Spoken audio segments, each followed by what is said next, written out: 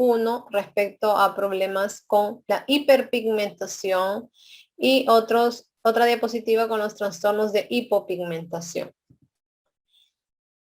Estos dos probablemente son los trastornos relacionados con la hiperpigmentación más comunes que pueden haber visto en el día a día. Y aunque son parecidos para algunos, lo cierto es que son entidades totalmente distintas.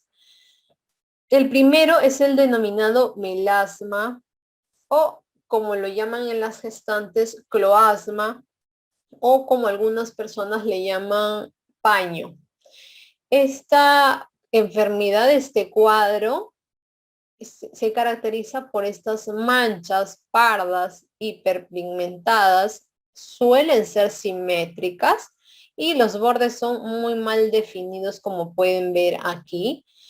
Pueden atacar las mejillas, el puente nasal, la zona del bigote con mayor frecuencia.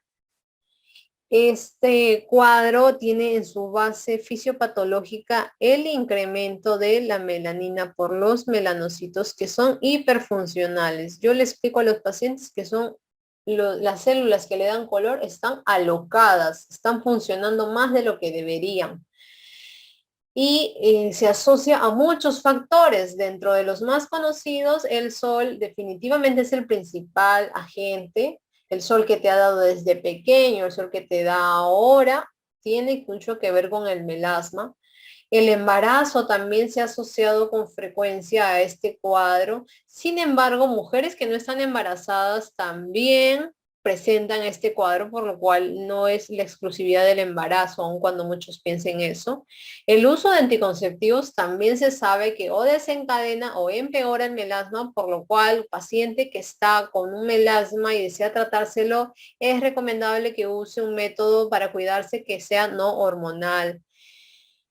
Que la genética también tiene mucho que ver. Si papá o mamá lo han tenido, potencialmente el hijo lo puede tener. Definitivamente la raza tiene que ver. Los latinos, las personas que tenemos pieles oscuras, somos más propensas a este cuadro. Y claramente la foto te evidencia el tipo de paciente que suele venir con este cuadro. Esta es una paciente de tez morena, diríamos, y está presentando aquí el cuadro.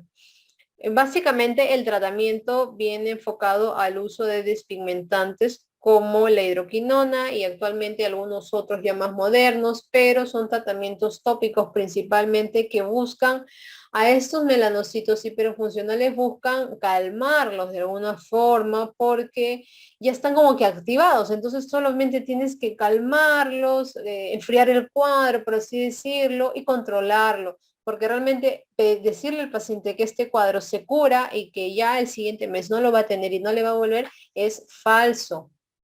Básicamente es una molestia cosmética, pero es muy fastidioso para muchas pacientes. No solo mujeres, también los hombres, ojo, si bien más se ve en las mujeres. Contrario a lo que la gente piensa, y eso es algo que debemos descartar de todas formas, es que tenga que ver con un problema hepático. Muchos me preguntan si esto es evidencia de un trastorno del hígado y lo cierto es que nada tiene que ver con el hígado. En el otro extremo tenemos al denominado léntigo solar, que también son un cuadro caracterizado por lesiones hiperpigmentadas, pero en este caso suelen ser ya máculas. No son grandes como en el melasma que suelen ser manchas, sino máculas. Y a diferencia del primer cuadro suelen ser bien definidas, están claramente delimitadas. El tamaño oscila de 1 a 3 centímetros en promedio y sobre todo se ve en pieles expuestas al sol. Y es que por eso recibe el nombre de solar, ya que aquí prácticamente el único culpable suele ser el sol y nada más que el sol.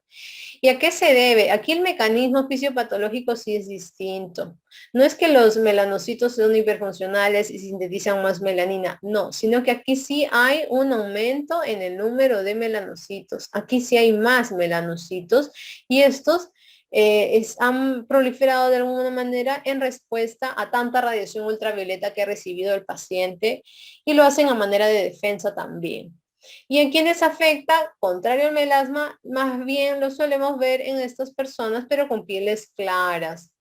Y el tratamiento, aquí se pueden usar despigmentantes, pero es muy poco lo que suelen hacer. Mejor van procedimientos de dermatología estética como los peeling o los láseres.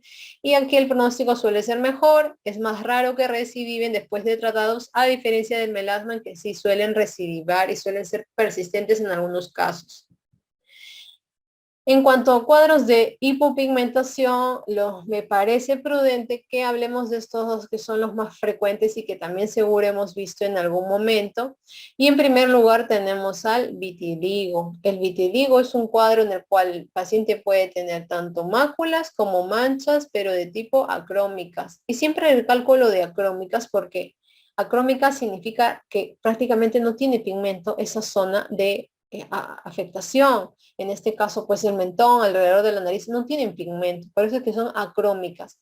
Más que hipocrómicas, son acrómicas estas lesiones. Y aquí el mecanismo fisiopatológico es que se produce una destrucción autoinmune de los melanocitos. No se sabe realmente qué desencadena esa destrucción, ese autoataque. Sin embargo, se sabe que el número de melanocitos pues está disminuido a causa de este mecanismo autoinmune y por lo tanto la piel pierde pigmento. ¿A quienes afecta? El antecedente familiar es positivo, miren, en un porcentaje nada despreciable de 25 al 30% de los pacientes, y dado que es una enfermedad autoinmune, muy parecido a la alopecia areata, también se suele asociar con otras enfermedades autoinmunes y por eso es que hay que estudiar al paciente. La más importante o con la que más relación tienes es la enfermedad tiroidea y más alejado se asocia a anemia perniciosa o a diabetes mellitus.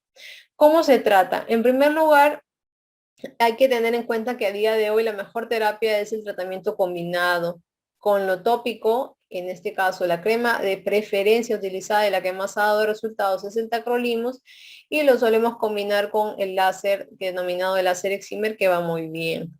Otros tratamientos son los aquí mencionados y me parece importante recalcar el uso del protector solar porque al ser una piel que ha perdido los melanocitos, es una piel desprotegida. Recuerda que los melanocitos son células que sintetizan melanina en respuesta a la radiación ultravioleta para defendernos. Entonces, si tú no tienes melanocitos, no hay cómo te defiendas y es una piel desprotegida, por lo cual obligatorio el uso de bloqueador solar. La pitiriasis alba es algo que seguro han visto con mucha más frecuencia y la foto es tal cual suele ser y se caracteriza por lesiones, manchas, parches hipopigmentados irregulares. Lo cierto es que si se dan cuenta que es como que mal definidos, no logran verlo adecuadamente. Sin embargo, no son parches acrómicos, no son blancos, son a lo mucho hipocrómicos, a diferencia del vitiligo. Suelen verse en la cara, en las mejillas es bien frecuente, en los antebrazos, y se explican porque hay una disminución de melanina, no de melanocitos en esta piel afectada, y sobre todo lo van a ver en gente que tiene piel seca, en gente que tiene dermatitis atópica, y definitivamente lo notas más en pacientes que tienen pieles más oscuras por el contraste que hace con el tono real de la piel. Muchos piensan que es hongo y hay que desechar, desterrar ese mito porque realmente no tiene nada que ver con una micosis. Así que en vano es que se le aplique una crema antimicótica al paciente. Es un cuadro autolimitado y como tiene que ver con el tema de la piel seca y también ocasionalmente tiene que ver a veces con la exposición solar de alguien muy pequeño que no ha sido cubierto con bloqueador solar, también lo recomendable de pronto es que se use protector solar para mejorar el cuadro. Pero lo cierto es que pasa, así como viene, se va.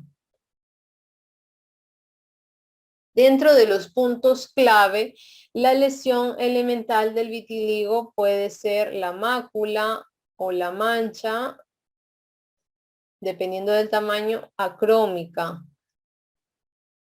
Y es así como lo vamos a encontrar en el examen, ya que acrómica es sinónimo de sin color.